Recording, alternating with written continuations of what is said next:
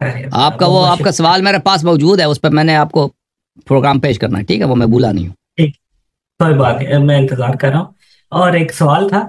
جی سر. کچھ سال پہلے ایک شیعہ دوست ہیں، انہوں نے ڈسکشن کے دوران ریفر کیا تھا کہ حضرت عائشہ، حضرت فاطمہ اور وہ جو دروازے والا وہ ایک ایونٹ ہوا تھا کہ دروازہ ان کے اوپر گرا تھا.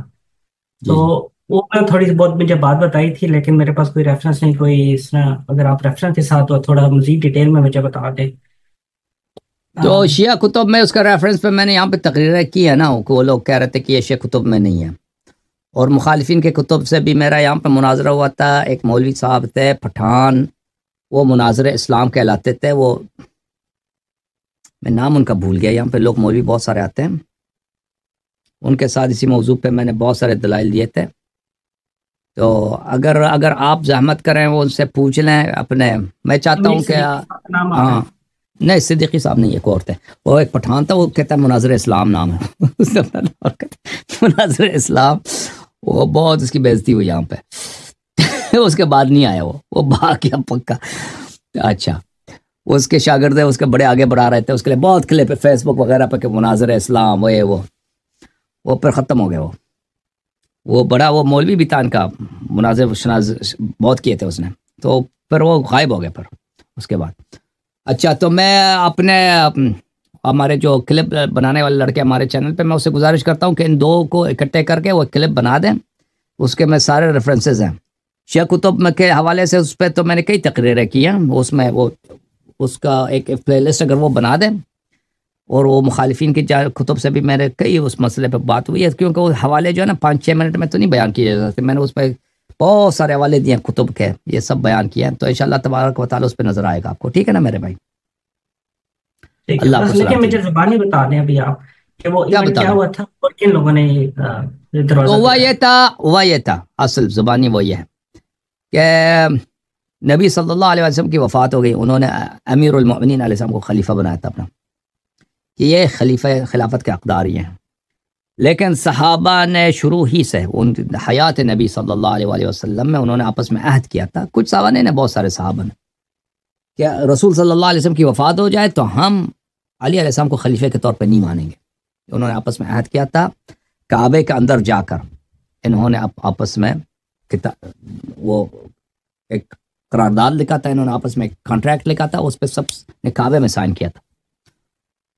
تو اس کے بعد انہوں نے سیاسی، کیونکہ رسول صلی اللہ علیہ وسلم کے دشمن بہت تھے اور اہل بیت علیہ السلام کے دشمن بہت تھے عرب میں، مختلف قبائل کے سردار تھے وغیرہ وغیرہ، ان کے ساتھ مل کر ان لوگوں نے اس بات کی بہت پہلے سے پلاننگ کی تھی، اور رسول اللہ صلی اللہ علیہ وسلم کو ان کی پلاننگ کا پتہ تھا. تو رسول صلی اللہ علیہ وسلم نے یہ کیا کرنے کی کوشش کی کہ ان کو مدینے سے نکال دیں، اور کہا کہ تم جاؤ تبوک میں.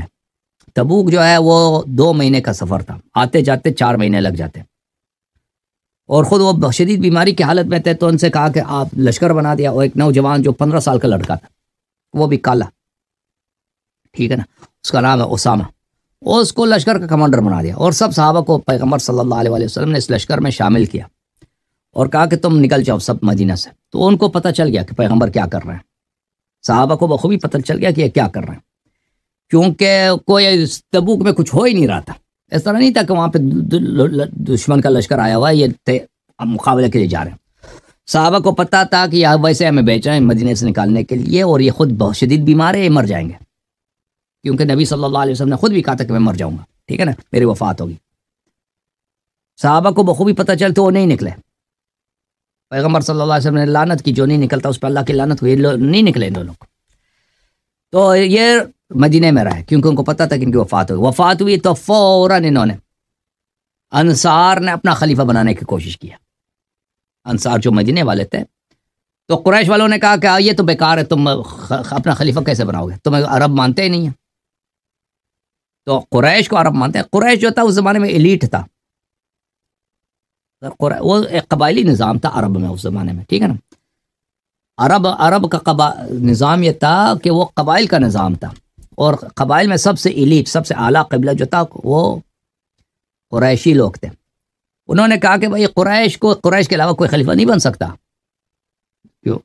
بھائی عرب آپ کو نہیں مانیں گے. اب عرب کیا کہیں گے کہ انصار کا خلیفہ بنا ہے. انصار کون ہے بھائی؟ اس کا کیا ویلیو کیا ہے؟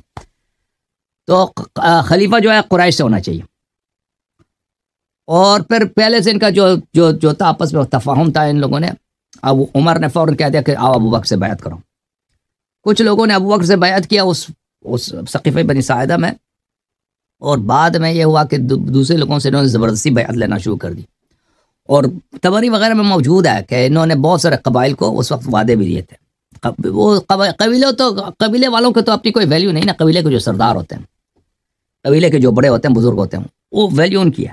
ان کو اگر کہہ دیتے ہیں نا کہ آپ ہمارے ساتھ بیعت کریں، ہم آپ کو فلاں جگہ کا گورنر بنائیں گے. کیونکہ اس وقت اسلام کافی پھیل چکا تھا، بہت سارے علاقے اسلام کے دائرے میں تھا. مثلا مکہ اسلام کے دائرے میں تھا، طائف اسلام کے دائرے میں تھا، یمن پہ مسلمانوں کی حکومت تھی، بحرین پہ مسلمانوں کی حکومت تھی. یعنی جزیرۃ العرب جو عرب پیننسولا ہے، یہ سب مسلمانوں کے ہاتھ میں تھا.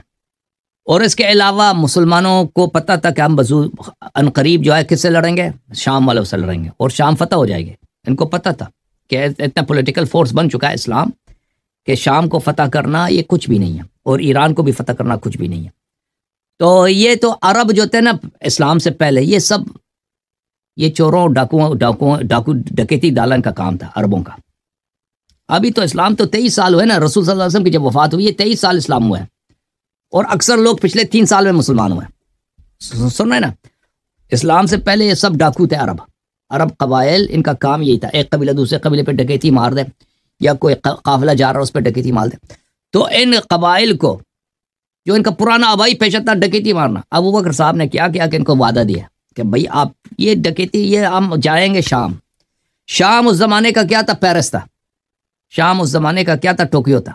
شام دمشق جو تھا نا، انڈسٹری کے لحاظ سے، صنعت کے لحاظ سے، کلچر کے لحاظ سے، پیسوں تجارت کے لحاظ سے وہ دنیا کا ایک سونے کا چڑیا تھا. تو عربوں کو بتایا کہ وہاں سے جائیں گے، آپ کو وہاں سے پیسے ملیں گے، سونے ملیں گے، چاندی ملیں گے، لونڈیاں ملیں گے نا، وہ وہاں سے کنیز لے کے آؤ گے، لڑکیاں لے کے آؤ گے، اسی طرح مصر وغیرہ. یہ بالکل واضح الفاظ میں موجود ہے تبری میں. تو لوگوں کو اپنے ساتھ ملا دیا. لیکن یہاں پہ ان کے پاس ایک حزب اختلاف موجود تھا. حزب اختلاف کون ہے ان کا؟ حزب اختلاف یہ ہے کہ بھئی اصلی خلیفہ جو ہے امیر المومنین علی علیہ السلام ہے، اور بہت سارے سینئر صحابہ ان کے ساتھ ہیں. وہ کہتے ہیں کہ بھئی ہم ابو بکر کو نہیں مانتے ہیں، پیغمبر نے اپنے بعد علی علیہ السلام کو خلیفہ بنایا. ٹھیک ہے نا؟ تو انہوں لوگوں نے ابو بکر کی بیعت نہیں کی، دوسروں کو زبردستی بیعت لیا، کچھ کو پیسے لالچ دے کر. پیسے لالچ کیا ہے؟ وہ پیسے لالچ قبیلے کے سرداروں کو اگر آپ دے دینا، جیسے ابھی ہے مثلا کسی علاقے کا بڑا چودھری ہے، اس کو اپنے ساتھ ملیں تو اس علاقے کے ووٹ آپ کو ملیں گے. ٹھیک ہے نا؟ وہ کچھ انفلوئنشل لوگ ہوتے ہیں ہر ایریا میں، اس کو اگر آپ ساتھ میں لا لیں تو لوگ آپ کو ووٹ دیں گے اس علاقے کے.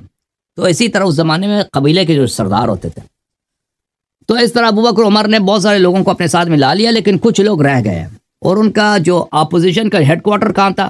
ان کے پاس کوئی اور اپوزیشن نہیں تھا عالم اسلام میں، عالم عرب میں. ایک اپوزیشن کا جو ہیڈ کوارٹر تھا وہ پیغمبر کا گھرانہ تھا، علی علیہ السلام کا گھر، فاطمہ الزہرا سلام علیہا کا گھر. تو ان کو پتہ تھا کہ ہماری حکومت جم نہیں سکتی، ہماری حکومت صحیح نہیں بن سکتی جب تک کہ یہاں پہ اپوزیشن ہے. کیونکہ اگر یہ لوگ، کیونکہ ان کو پتہ تھا کہ علی علیہ السلام بہت بہادر ہیں، اگر ان کو کچھ لوگ مل جائے نا تو پھر ہم ان کا مقابلہ نہیں کر سکیں گے. اگر کچھ لوگ اس کے ساتھ مل جائیں، اس کو اگر کچھ سپاہی مل جائے نا 40-50 آدمی تگڑے، تو پھر یہ مدینے پہ قبضہ کر لے گا، پھر ہم اس کا مقابلہ نہیں کر سکیں گے. ان کو بخوبی پتہ تھا ابو بکر اور عمر کو. تو انہوں نے کہا، تو سب سے پہلے انہوں نے کہا کہ بھائی ہماری حکومت، یہ اس اپوزیشن کا ہیڈ کوارٹر، اس پہ اس کو ہم نے نیوٹرلائز کرنا ہے. تو انہوں نے کہا کہ یہاں پہ جو لوگ آتے ہیں، صحابہ وغیرہ آتے ہیں، یہاں پر ان کا گڑھ بنایا، ان کا کہ بھئی ہم ابو بکر کے مخالفین کا، ابو بکر اپوزیشن کا، جو فاطمہ الزہرا سلام علیہا کا گھر ہے، ان کو ہم نے اس کو فتح کرنا ہے، اس کو لے لینا ہے. تو یہاں پہ جو لوگ ہیں وہ آ کے ہم سے بیعت کر لیں. تو اسی لیے انہوں نے آیا 1-2 دن انہوں نے دھمکیاں دی ہیں کہ بھئی یہاں پہ اپنا اجتماع بند کرو، میٹنگ اپنا بند کرو، وَإِلَّا ہم یہاں اور آ کے ہم سے بیعت کرو، وَإِلَّا ہم آ کر یہاں پر آپ لوگوں کو زبردستی بیعت لے لیں گے آپ سے. جب انہوں نے بیعت نہیں کیا تو پھر انہوں نے وہ اب زبردستی بہت سارے سپاہی وغیرہ، لکڑ وغیرہ لے کے آئے، گھر دروازے پہ آگ لگا دی، حملہ کیا. تو بی بی سلام اللہ علیہا وہاں پہ زخمی ہو گئی، کیونکہ اہل بیت علیہ السلام کا یہ تھا کہ ہم نے لڑنا نہیں ہے ان سے، اہل بیت علیہ السلام نہیں لڑنا چاہتے تھے.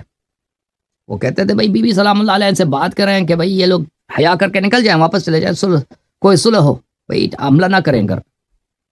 لیکن انہوں نے حملہ کیا تو بی بی سلام اللہ علیہ وہاں پہ وہ زخمی ہو گئے. اسی زخموں کی تاب نہ لا کر وہ 2-3 ماہ کے بعد وہ شہید ہو گیا, 70 دن کے بعد وہ شہید دنیا سے چلی گئے. ٹھیک ہے نا. اور وہاں پہ کچھ لوگ تھے, ان کو ان لوگوں نے, بہرحال وہ قصہ معروف مشہور ہے, یہ اصل داستان ہے گھر پہ حملے کا. ٹھیک ہے نا. تو وہ کسی کا نام اس میں شامل اسپیسیفک اس میں حکم ابو بکر نے بھیجا تھا. اس میں جو اس کا آپریشن کا جو چیف کوآرڈینیٹر تھا, جس نے اس کے آپریشن کے اس کے زیر نگرانی ہوئی, وہ عمر تھا. اس کے علاوہ اور بھی لوگ تھے, ان کے کچھ غلام تھے, سپاہی بہت سارے تھے, مختلف قبائل کے لوگ تھے, لیکن اس میں چیف ابو بکر ہے, اس کے بعد عمر, اس کے بعد جو سولجر وغیرہ ہوتے ہیں, جو سپاہی ہوتے ہیں, وہ تو بہت سارے تھے ان کے پاس. ٹھیک. تو ایک اور سوال جو اکثر ایشو جو